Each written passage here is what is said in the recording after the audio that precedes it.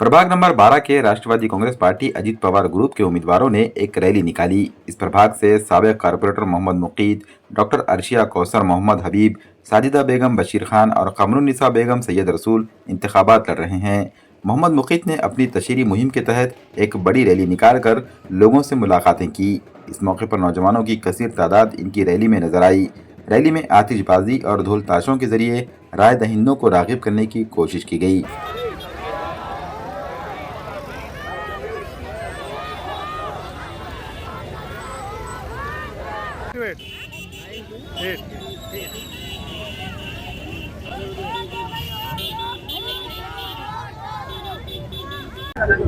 दरअसल में आज 4 हमारे पैनल के लोग हैं, इसमें हबीब भाई की बेटी डॉक्टर अर्शिया कौसर और दस्तगीर भाई इनके वालिदा पाकिजा नगर और बशीर भाई पठान उनके वाइफ और मैं खुद मोहम्मद मुफीद। हमारा ये चार लोगों का पैनल है वार्ड नंबर 12 से और राष्ट्रवादी कांग्रेस पार्टी की जानिब से हम लोग खड़े हैं। और आज हमारा रैली का इंतज़ाम था। आज हमने यहाँ से देगुन नाके तक रैली निकाले, जिसमें आपने देखा कि हज़ारों की तादाद में हमारे साथ में हमारे भाई बुजुर्ग दोस्त और उसी के साथ साथ हमारे वार्ड के माएँ बहनें वगैरह हमारे साथ रैली में आए और उनका जोश और जज्बा आपने देखा। उनके जोश और जज्बे को मेरा सलाम। और आप देख रहे हैं कि हमारे इस प्रभाग 12 में यहाँ पर कुछ लोग 30-35 साल से कांग्रेस पार्टी के चुन के गए, महापौर बने, डिप्टी मेयर बने, लेकिन आप जानते हैं कि कोई ईदगाह का शेड बना, कोई खबरस्तान का शेड बना और ज़मीन जायदाद तो बहुत कमा ली। लेकिन आप देख रहे हैं कि वार्ड के अंदर जाकर देखो आप तो कितना बुरा हाल है, अवाम को कितनी तकलीफ़ है, रास्ते जाने को नहीं, सड़कें बराबर नहीं, नालियाँ बराबर नहीं। इसी एतबार से आज ये अवाम ने साबित कर दिया कि हमारे साथ में जो हज़ारों की तादाद में हमारी माएँ बहनों के साथ साथ हमारे भाई दोस्त बुजुर्ग सभी लोग रैली में पैदल आए और उनका अपना जोश और जज्बा दिखाए और उन्होंने ये प्रूफ कर दिया, साबित कर दिया कि आज अगरचे कोई पार्टी अगरचे वार्ड नंबर 12 में होगी तो वो राष्ट्रवादी पार्टी ही होगी। और इसी के साथ साथ आपको मैं बताता चलूँ कि ये राष्ट्रवादी पार्टी वार्ड नंबर 12 ही नहीं बल्कि मैं समझता हूँ नांदेड़ शहर में ऐसे कई ज़्यादा सीट, मेजॉरिटी में मैक्सिमम सीट हमारे राष्ट्रवादी पार्टी के आएंगे, जिसमें हमारे माननीय प्रताप पाटिल चिखलीकर साहब आमदार वो रहनुमाई करेंगे। और यहाँ पर आप देख रहे हैं कि हमारे इस वार्ड में जो परेशानियाँ हैं, हम इंशाअल्लाह ये सड़कें और ये नालियाँ ये तो बुनियादी सहूलतें हैं, ये बुनियादी चीज़ें हैं, लेकिन अवाम को ये मालूम नहीं होने दिए अभी तक कि इसके अलावा भी क्या क्या चीज़ें होती है। आपको मालूम है जैसा कि समाजी काम है, साथ साथ एजुकेशनल तालीम मैदान में हो, चाहे फिजिकली मैदान में हो, माशी में एतबार से हो, तो आप देख रहे हैं कि माशी एतबार से हमारे लोग सतह गुर्बत की नीचे की ज़िंदगी गुजार रहे हैं।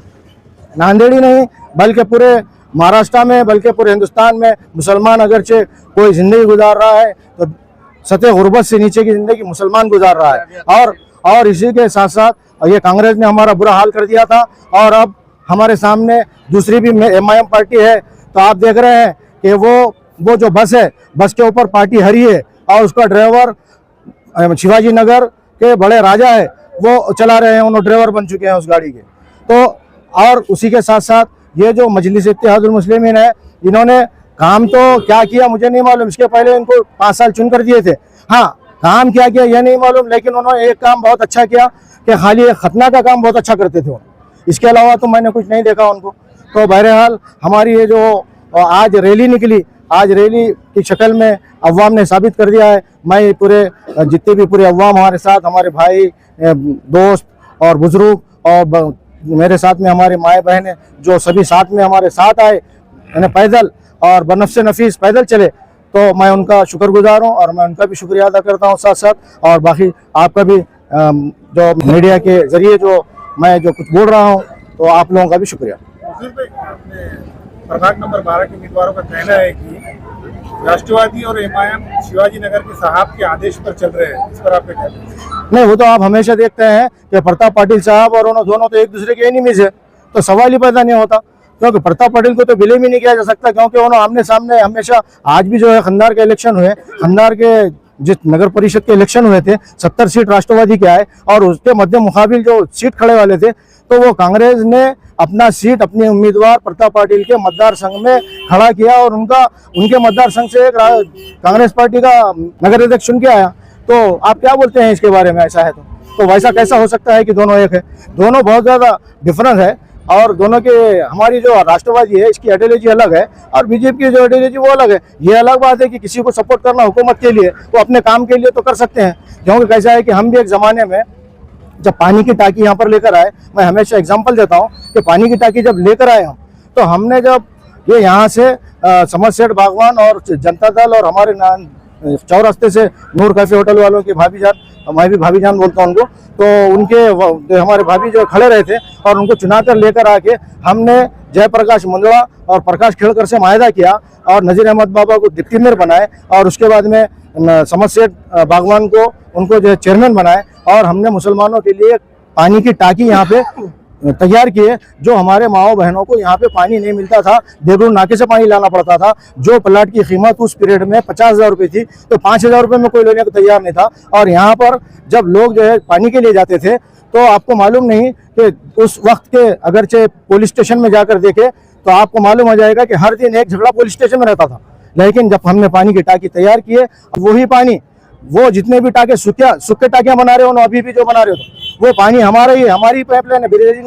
ब्रेजिंग लाइन को करोड़ों रुपया लगा तो हमने ही लेकर आए हो और वो पाइपलाइन के जरिए ये पानी जो है आज ये पानी की टाकियों में मिल रहा और हमारी जो परेशानी जो थी वो पानी की परेशानी वो दूर हो गई। इन्हें जो टाकियां बना रहे अभी भी मैं बतला रहा हूँ कि सूखे टाकियां हैं, खाली कंस्ट्रक्शन है, उनका अपना पैसा निकाल रहे हो, उनका अपना परसेंटेज निकाल रहे, पानी का काम नहीं करे। पानी तो हमारा ही है जो हमने लेकर आए थे 1997 में।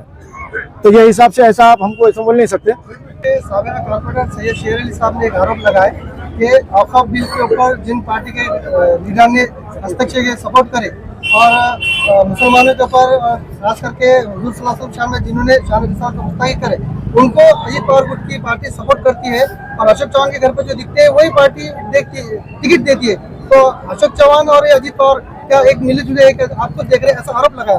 पहली बात यह है कि जो सैयद शेर अली है क्यों खाली है कि उन्होंने जो स्कूल में पढ़ा है, उन्होंने क्या पढ़ा, इनको मास्टर कौन बनाया मुझे नहीं मालूम।